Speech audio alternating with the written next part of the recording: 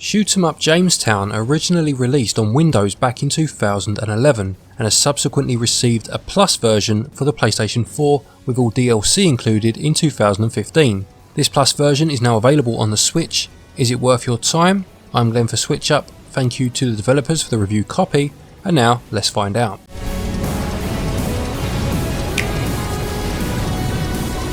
Jamestown Plus actually has a fair bit of story comparative to the genre and tells the tale of an alternate universe where the British-owned Jamestown colony is actually located on Mars. Set in the 17th century, it sees Sir Walter Raleigh escape his real-life execution of the year 1618 and escape to Mars. He hopes that by finding out the mysteries that befell another colony, Roanoke, he might earn the pardon of king and country.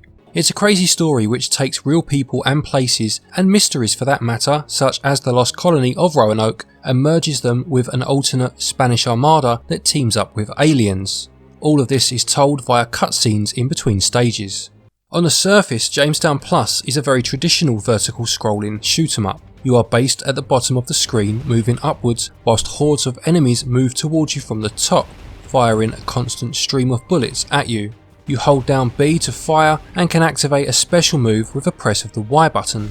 Defeated enemies will drop gold, and when collected, this will fill your Vault bar, which is found in the top left corner of the screen. Once this bar is completely full, you can enter Vault mode at any time by pressing A. Vault mode gives you a 150% damage increase as well as a double score multiplier for its duration. What you can do though is continue to top the Vault bar up by earning more gold whilst it's activated, thus keeping your damage output high and your score multiplier activated for longer.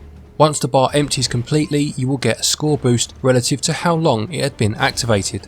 You will also earn a shield for the first couple of seconds of activating Vault mode, which will destroy any enemy bullets in your vicinity. Clever timing of the use of this can keep you alive at times.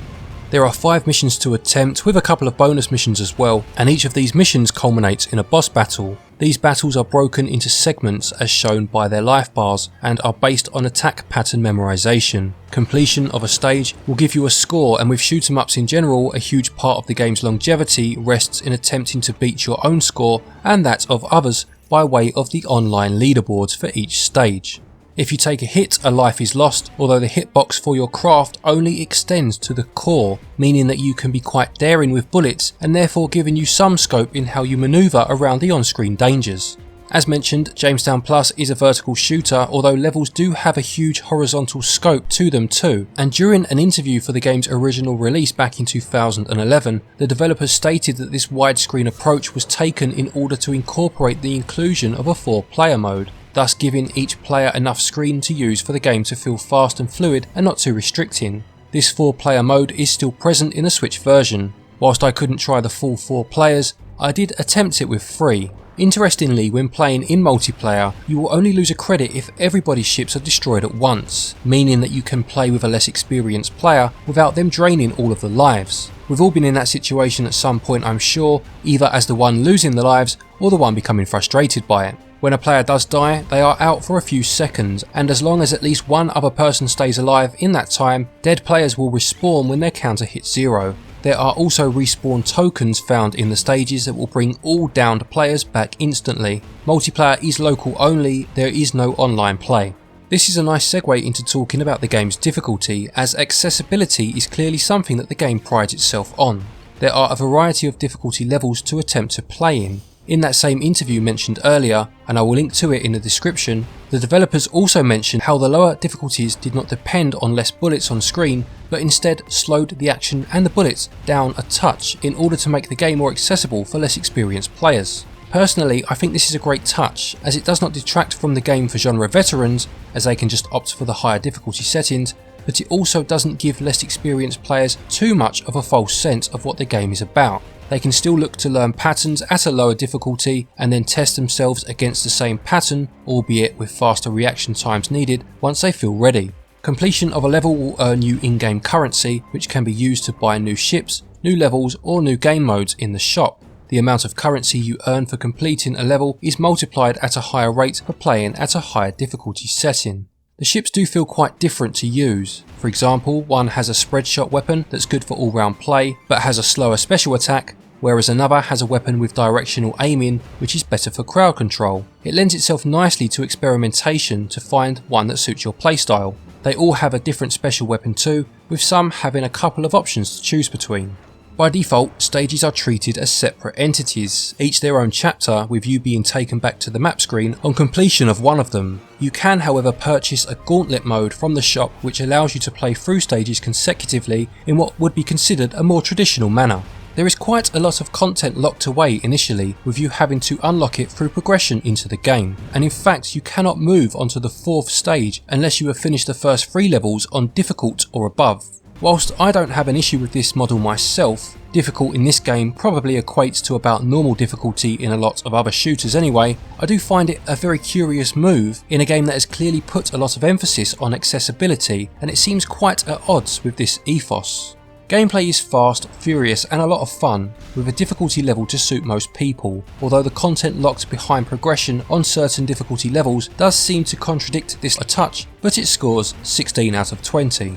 Controls are incredibly simple, with just 3 buttons used, and they do everything asked of them with no problems at all, and therefore score the full 20 out of 20.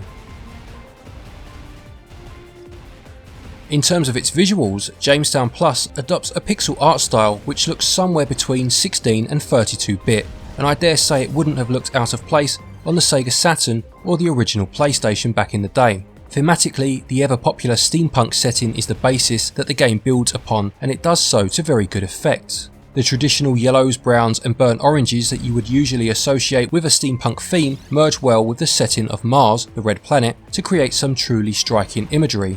Add to that the strong purples and blues as a storm approaches and rain lashes down past the screen, and you have yourself a very handsome looking game. Flying over the ruins of Roanoke as the clouds part to reveal it really does set the mood, and I love it when games mix in historical places or people, which this game has done in an extreme and fantastical way.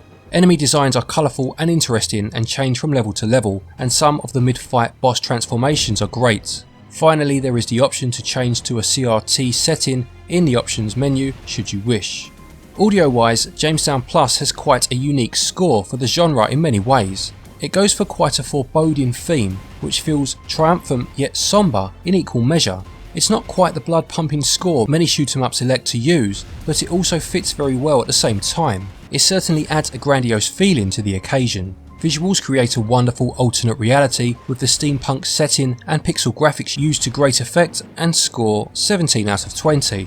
Audio is just as effective in supporting this strange new world and scores 16 out of 20. Jamestown Plus costs £14.39, €17.99 or $17.99, and being the Plus version, includes the Gunpowder, Treason and Plot DLC.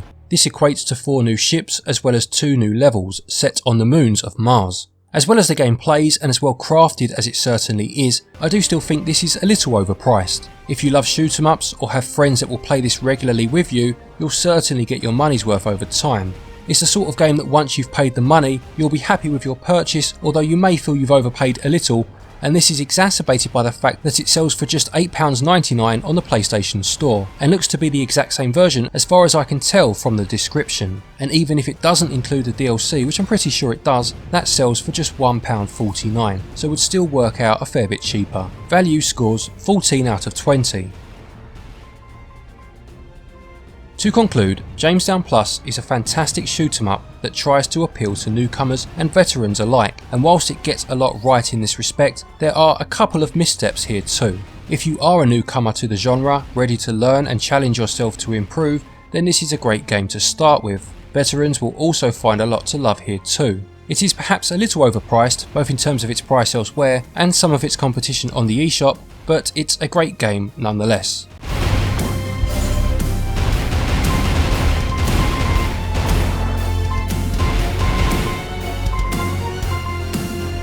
Jamestown Plus gets a switch up score of 83%. Thank you everybody as always for watching. I hope you enjoyed this review. Please do remember to leave a like if you did. We're just about to hit 70,000 subscribers, which is absolutely mind-blowing. If you haven't subscribed as yet, please do consider doing so for all things Switch all the time. A quick thank you to our Patreons as always for your continued support, and to each and every one of you for watching our videos. Take care, and until next time, happy gaming.